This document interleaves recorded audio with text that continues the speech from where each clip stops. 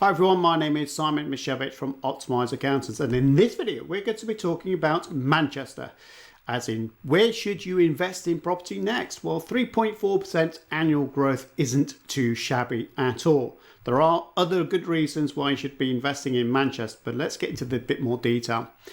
Before we do, if you're looking for international tax advice, the QR code is on the left hand side. You're clearly watching the UK Property Tax channel, which is in the middle.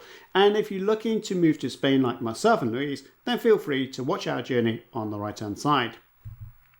I have created a UK Property Tax Guide, which has been updated for this year. So feel free to download that using the QR code. And again, the link will be in the description box as well.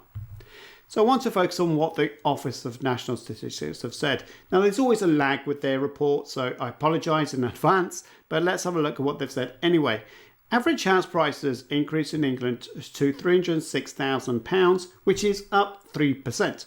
In Wales, £219,000, which is again an increase of 3%. And in Scotland, £195,000, which is an increase of 4.7%, nearly breaching that £200,000 mark. And this is up to November 2024, so you can see how out of date they are. They go on further to say average UK house prices increased by 3.3% to £290,000 in the 12 months to November 2024. This annual growth is up from 3% in the 12 months to October 2024. So not only is the increase there and still doing well, but the velocity now is beginning to increase. This is from Nationwide, and they said that the average house price in December 2024, which is their latest report, said 269,426, which is up 0.7% on the month, and their annual percentage is 4.7%, so even more than what they said in the ONS. Why is that different? Because they're using their data sets of mortgages. Halifax, however, said that there's been a decline of 0.2% in the month. Quarterly is increased by 1.4%, but again, annual growth looks like 3.3%. So very similar to the ONS system. The average house price here is 297,000. Again, not too dissimilar to what the ONS have said. And this is not surprising that house prices are already maintaining. And the reason for that is the interest rate is 4.75%, which is not too bad at all. We can see this being decreased. However, the one note of caution here is that inflation is on the way up, and therefore will put pressure on the Bank of England to maintain this rate unless inflation starts to fall again. Now, when we look at the annual house prices, we have to look at, again, England. But where is the most popular choices of house prices increasing in value? And you can see 3 outstanding areas. You've got Northeast, Northwest, and Yorkshire and Humber. So pretty much the north parts of England. And we're going to focus on the Northwest for today. So this is from Zoopla. Now, if you go on Zoopla, you can get some good information from here. Some people say it's biased. I understand that, but there are some good indications which, if you support it with other data sets, then you can be reassured that it's more correct than not, depending on which angle you're looking at it, of course. And number 2, City, it says 3.4%. We're not going to look at Belfast at 6.9%. I might do another video for that, but we are going to focus on the next highest, which is Manchester at 3.4% increase. Now, again, that's slightly different from a couple of other data sets I've seen that says Manchester is varying between 3 and 5%. So again, the data set does vary, but increasing nevertheless.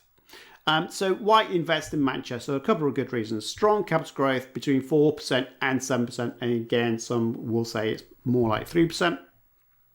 Victoria North and the Northern Gateway will further boost property values. There's a lot of development goes in those areas right now. Huge amount of investment being spent and invested, which will help property prices increase even further. The rental yields in these areas are incredible. 6 to 8% rental yield, even with the capital appreciation. It is a very good investment, and that is why a lot of my clients are investing in Manchester currently. It's the second largest economy in the UK. So if you look at GDP, if you look at where it might be going in the future, If it's the second largest economy, then it can't be too bad. You've got companies like Amazon, Google, and BBC all being sheltered there. And it's the city for tech finance. So there's a lot of young entrepreneurs moving that way. And if it's young entrepreneurs, then you could expect GDP to increase further. Here's some data sets for HM Land Registry.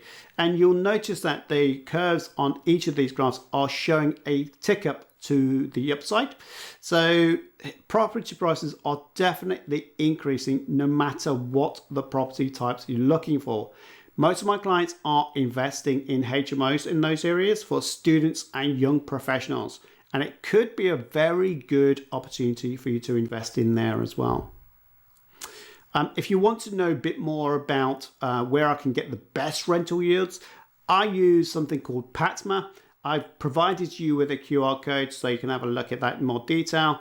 But these are the prices. Now they're saying Manchester is showing 10.87%. Again, you do need to take this pinch of salt. It depends on the data sources, but you can dig deep into these sources of information yourself. And this is just an indication of the type of properties that you can get. Patma does give a good indication in terms of the property price and the rental yield. So don't just use companies like Rightmove. You should look at Patma as well to look at Manchester and to see where you can make your next investment.